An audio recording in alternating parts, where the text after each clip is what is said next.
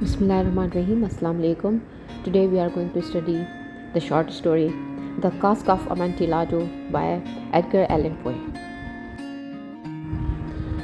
Edgar Allan Poe was an American short story writer, poet, critic, and editor who is famous for his cultivation of mystery and the macabre.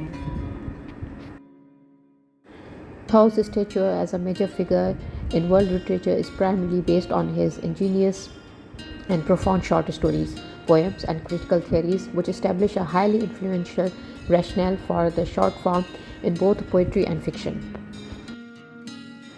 Regarded in literary histories and handbooks as the architect of modern short story, Poe was also the principal forerunner of art for art's sake movement in 19th century European literature. Coming to the summary of the short story The Cask of Amontillado. The narrator, Montereso, opens the story by stating that he has been irreparably insulted by his acquaintance, Fortunato, and that he seeks revenge. To avenge himself, he decides to use Fortunato's fondness for wine against him. During the carnival season, Montereso, wearing a mask of black silk, approaches Fortunato. He tells Fortunato that he has acquired something that could pass for Amontillado, a light Spanish sherry. Fortunato is anxious to taste the wine, so he insists that they go to Montresor's vaults. The two men descend into the damp vaults, which are covered with a whitish mineral. Apparently aggravated by the nitre, Fortunato begins to cough. The narrator keeps offering to bring Fortunato back home, but Fortunato refuses. Instead, he accepts wine as an antidote to his cough. The men continue to explore the deep vaults, which are full of the dead bodies of the Montresor's family. Fortunato claims to have forgotten Montresor's family coat of arms and motto. On that, he replies, "No one attacks me with impunity." Later in their journey, Fortunato makes a hand movement that is a secret sign of Masons, an exclusive fraternal organization. Montresor does not recognize this hand signal, though he claims that he is a Mason. When Fortunato asks for proof, Montresor shows him his trowel, the implication being that Montresor is an actual stonemason. The man walked into a crypt, where the bones from the fourth wall have been thrown down on the ground. Fortunato, now heavily intoxicated, goes to the back of the recess. Montresor then suddenly chains the slow-footed Fortunato to a stone. Taunting Fortunato with an offer to leave, Montresor begins to wall up the entrance to this small crypt, thereby trapping Fortunato inside. The alcohol soon wears off and Fortunato mourns, terrified and helpless. At last, after a final plea, "For the love of God, Montresor!" Fortunato stops answering Montresor, who then twice calls him his enemy's name. After no response, Montresor claims that his heart feels sick because of the dampness of the catacombs. Montresor finally repositions the bones on the fourth wall and concludes with a Latin phrase meaning, "May he rest in peace."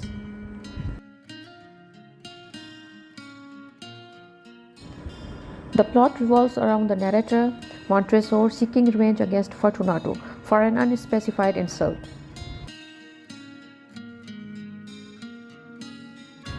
Montresor lures Fortunato into the catacombs under the pretext of testing a rare wine, the Amontillado.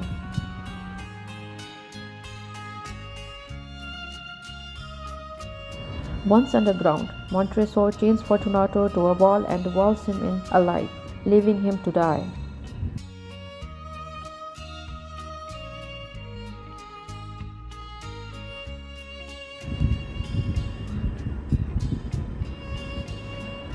The exposition of the story is when Montresor is introduced.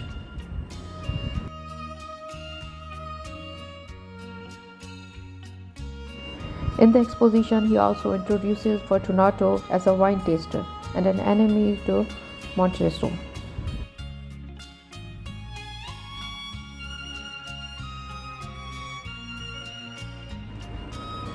In the Cask of Amontillado, the inciting incident is when Montreso explains that Fortunato has injured Montreso and then insulted him, and the fact that he has finally had enough of it when he says, "I must not punish, but punished only with impunity."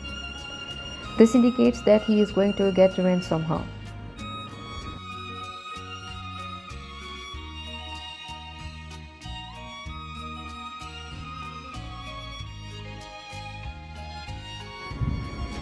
The rising action in the Cask of the Amontillado includes Montreso telling Fortunato that he received a pipe of what passes for him, but he still has his doubts. The deep and dark wards blow the vacant house, making the wine area mysterious, and the drunk feeling that Fortunato begins to feel as he drinks wine.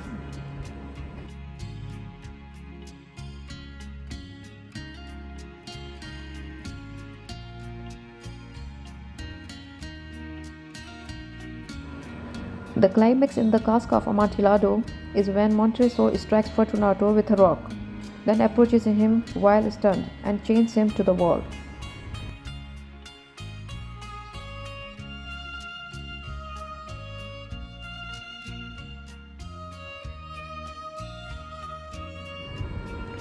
The falling action of Cask of Amontillado is when Fortunato stops screaming, and Montreso only hears the jingling of the bells on his costume when he throws his torch into the catacombs.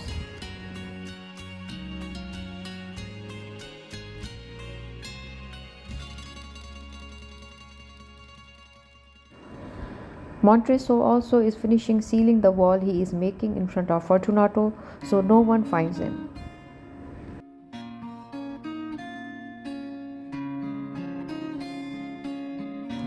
After Montreso lays the final brick in the wall he has built to enclose Fortunato, he places the bone of his skeletons in front of the freshly laid wall, hiding his work.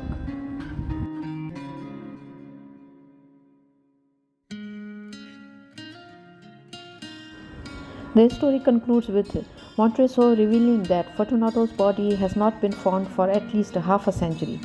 His final words are, "Rest in peace."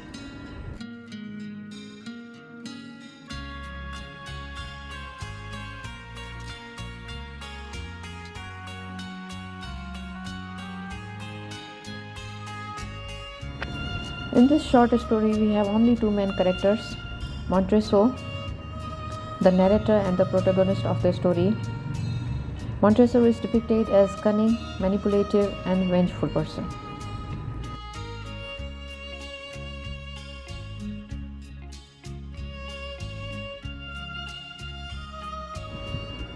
On the other hand, Fortunato is the victim of Montreso's revenge.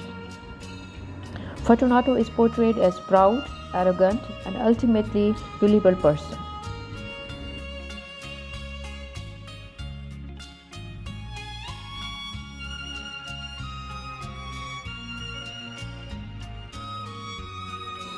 The story is set during carnival season in an unnamed Italian city.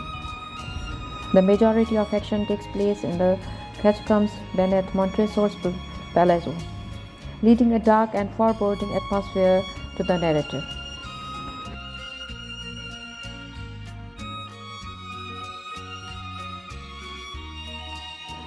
The primary conflict is between Montreso and Fortunato, driven by Montreso's desire for revenge and Fortunato's unwitting descent into his enemy's trap.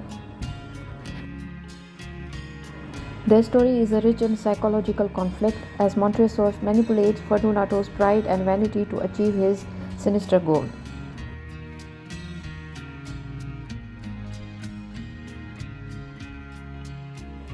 The main themes of this short story is revenge, deception, pride, and consequences of unchecked hubris are central to the story.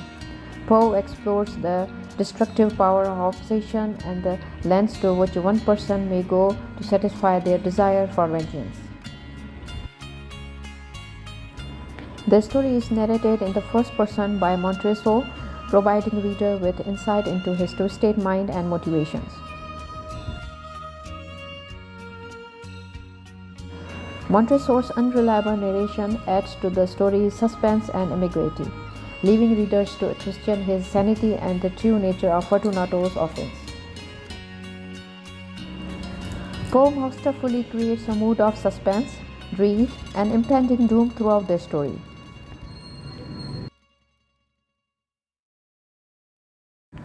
The dark and claustrophobic setting, combined with Montresor's sinister machinations, evokes a sense of unease and tension that intensifies as the narrative progresses.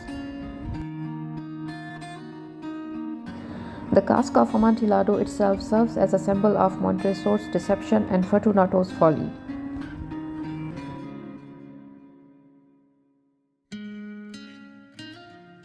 The catacombs represent the depths of Montresor's twisted psyche and the literal and metaphorical grave in which he entombs his victims.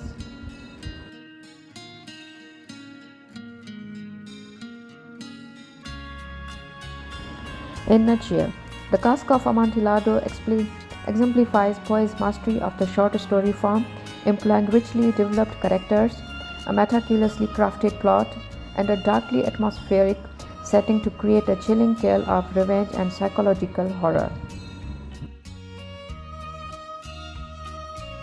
Critical analysis.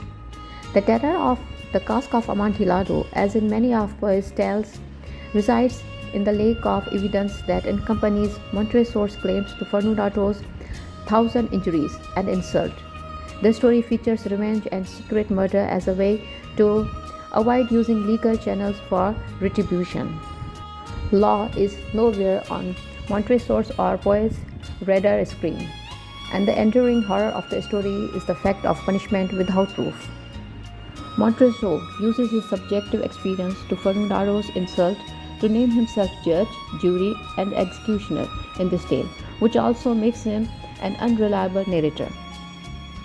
Montresor confesses this story 50 years after its occurrence. Such a significant passage of time between the events and the narration of the events makes the narrative all the more unreliable. The Cask of Amontillado takes subjective interpretation, the fact that different people interpret the same thing differently, to its horrific endpoint. Poe's use of color imagery is central to this questioning of Montresor's motive. His face covered in a black mask, Montresor represents not blind justice but rather its gothic opposite, biased revenge. In contrast, Fortunato dons the multi-colored costume of the court fool, who gets literally and tragically fooled by Montresor's masked motives. The color scheme here represents the irony of Fortunato's death sentence.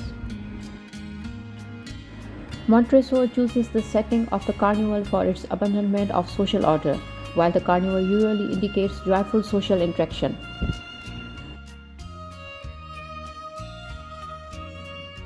The repeated allusions to the bones of Montresor's family that line the walls foreshadow the story's descent into the underworld.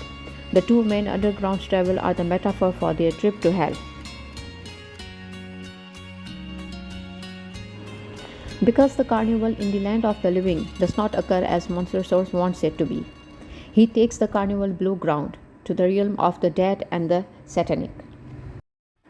To build suspense in the story, Poe often employs foreshadowing. For example, when Fortunato says, "I shall not die of a cough," Montresor replies, "True," because he knows that Fortunato will in fact die from dehydration and starvation in the crypt. Montresor's description of his family's coat of arms also foreshadows future events. The shield features a human foot crushing a tenacious serpent. In this image, the foot represents Montresor's and serpent representation Fortunato. The conversation about Masons also foreshadows Fortunato's demise. Fortunato challenges Montresor's claim that he is the member of the Masonic order, and Montresor replies insidiously with a visual pun. By showing his trowel, he means that he is literally a stonemason. In other words, Fortunato's grave. The final moments of conversation between Montresor and Fortunato heighten the horror and suggest that Fortunato ultimately and ironically achieves some type of upper hand over Montreso.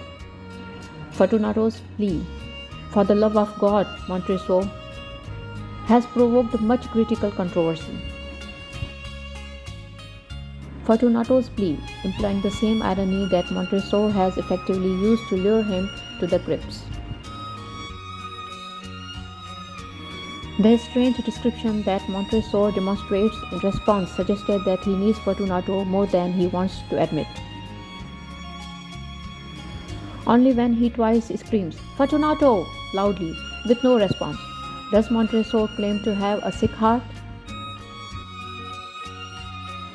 The reason for Fortunato's silence are unclear, but perhaps his willing refusal to answer Montreso is a type of strange victory in otherwise dire circumstances.